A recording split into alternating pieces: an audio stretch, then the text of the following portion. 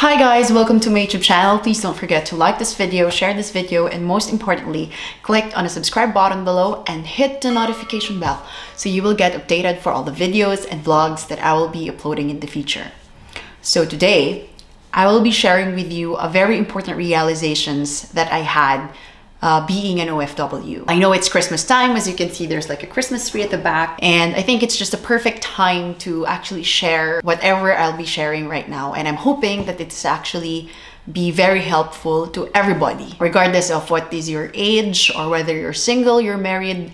I strongly believe that this will definitely help you. Becoming an OFW had given me lots of realizations. And the very important one out of those is each and every one of us should actually strive to become financially independent. When you say financially independent, meaning that you're all taken care of even until the day that you leave this world. I know it's not a very easy thing to do, but a lot of people fail in that aspect because not by choice, but it's because they failed to plan. When I became an OFW, I've experienced a lot of things that I never thought I would be experiencing. I've received sudden chats or messages from people that I haven't heard of for the longest time. Suddenly ask you for money, or they would ask you for gifts. Like gifts, it's not just gifts for simple things, but actually some kind of cell phones, laptop, or anything that is expensive that they know that you wouldn't be able to give when you're back in the Philippines. So they expect that you'll be able to give more when you go abroad. They didn't know that when you go abroad, it's much more difficult because back home, I'm not paying for house, I'm not paying for the electricity bill or anything. But coming here in a foreign country and being alone, I should take good care of all my expenses. And people think that you're earning a lot because it's in US dollars or in AED or in whatever foreign currency that is actually has a higher value than peso. But they didn't know that when you go to a foreign country, the cost of living there is also bigger. So whatever you're earning, it's still like you're in the Philippines. It's just that the cost of living has become higher. So they think that you can actually have more to give, have more to share. But it's actually not the case. They should understand that, living in this world is not as easy as 1, 2, 3. It's not like you're just looking for happiness and that's it. You'll be fine. You should actually be taking care of your bills. You should actually be taking care of your future, regardless whether you're single, you're married. You have to take good care of yourself. And that means that you should be financially independent. I've seen people who are having kids right now or who already had kids, and suddenly they would run to me asking to help them to feed their child, help them put some food in their table. I mean, I'm not the type of person who's not generous. The feeling that somebody needs your help and they don't have nowhere to go and they would text you. You don't know what to do. Like they put you in a situation where you would feel guilty because you couldn't help if you wouldn't help them. I'm thanking God for giving me this blessing so that I can actually help people. But I think each and every one of us should actually help ourselves on how to make sure that we will be ready no matter what life surprises us with, whether it's good or bad. We should be actually ready for it. Because of all these things that is happening, it pushed me actually to strive harder or like to find ways on how to make sure that I wouldn't have to experience that. One way or another, we will become older. When I think of it, I don't want my future kids or my future grandkids to have that, to put that burden in them that they should take good care of me when I become older. I think there's just only 2% of our senior citizens that are financially independent. Senior citizens in the family, they live through pensions. Some of them are still working because they need to feed themselves, which is really sad. And some of them are expecting from their children and from their relatives to actually take good care of their needs. And we all know that, when we grow older, expenses, particularly not just the food itself, but also the medicines, the bills, it keeps on piling up. So I was trying to think of ways on how I can make sure, at least, to try on how I can actually avoid that in the future. Whatever I'll be sharing with you guys I'm not saying that it's 100% correct or it will be 100% effective, but I'm just sharing what I currently do for myself to actually achieve that financial independence. So I'll let you be the judge. You can actually suggest me better ways on how to do it. But this is just basically me sharing my knowledge and where I'm coming from, why I'm actually doing this. If you want to become financially independent, there are 2 questions that you have to answer. First question is, what if I die too soon? Who will take good care of my loved ones? So if you're single, you don't have immediate family, but probably who will take good care of your siblings or your parents, probably when you die too soon. And if you're married and have children, so the question will be, if you die too soon, who will take good care of your children? Who would take good care of your family? The second question will be, what if I live too long? Who will take good care of me? Those are the 2 questions that each and every one of us should be answering, no matter at the early stage of our life. Because we need to plan, at least. I know everything, it's still God who can define our destiny, but at least we should be doing something for ourselves. If you have answers to those 2 and you're okay with it, like you're fine, good for you.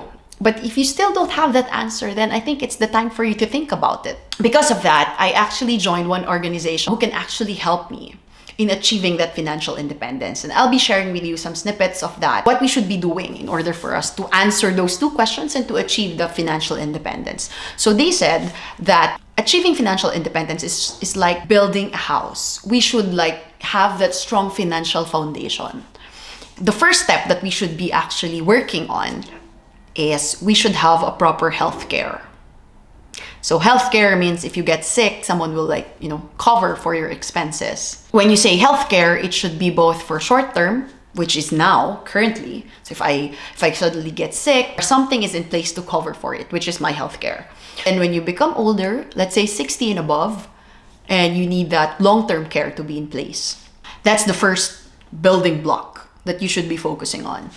Because we know that health issues are such a big leaks, and sometimes it causes the bankruptcies in our finances when we get sick. Of course, so it's good to be healthy. The second building block is actually protection. When you say protection, it is you can have life insurance on that, or let's say when you have mortgages, then you should have MRI to cover for your debts. So anything, assets that you've got, you should have protection in place. So it can be life insurance, car insurances, all the insurance that you can think of that would protect your assets. That is the second building block that you should be working on. And the third one is actually debt management, meaning we should be eliminating our debts, because we know that having debts, it will incur us interest expenses, and that is also another leak in our finances. So if we don't have interest expenses, then we can use that money to save and put it in our savings or investments or anything that we might be needing it for.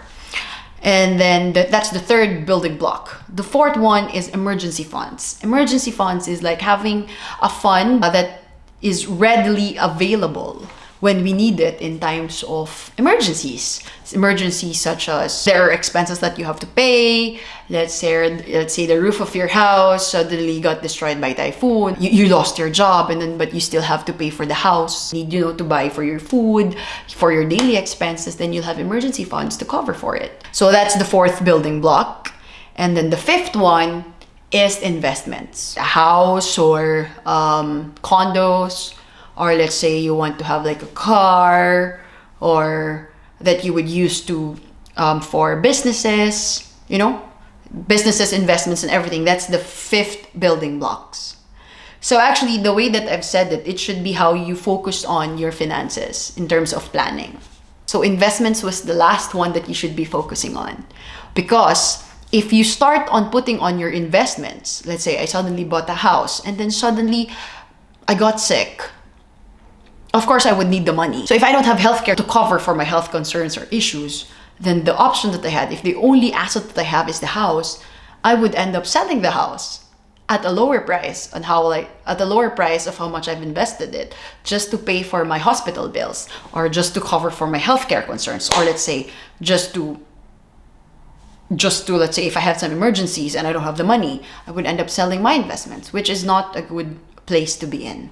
So, but if you have all of those in place, you'll be actually taken care of. Now you have seen the 5 building blocks, or let's say the steps that we should be focusing on in terms of building our financial foundation and how to become financially independent. You might be asking, how can we achieve those? You know, having healthcare protection, to avoid debt, to have emergency funds in place and investments.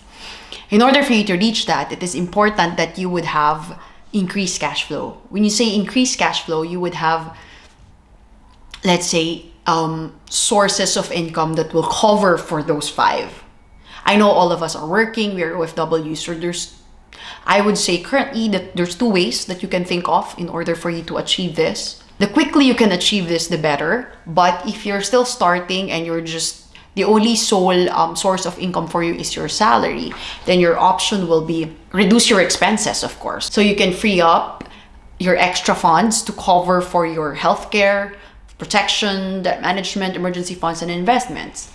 And let's say if you think that it is still too small and it's not enough, apart from, you know, saving, cutting your expenses, then you should have multiple sources of income. Let's say other source of income. You can do sidelines, or some people actually join, let's say, buy and sell, or anything that they can think of that they can be earning. So, you know, find opportunities for you to earn more income. And I think for the savings on your, let's say, lowering your expenses, if you think there are expenses that you can still keep, let's say you have a phone and it's still working, why would you buy the new phone that just released recently? As long as your phone is still working, you can still use it as how it is intended to be. Let's say you can still call your loved ones, chat, video calls, then fine, you don't have to change it. And let's say if you're having some vices, let's say you smoke, you don't need it.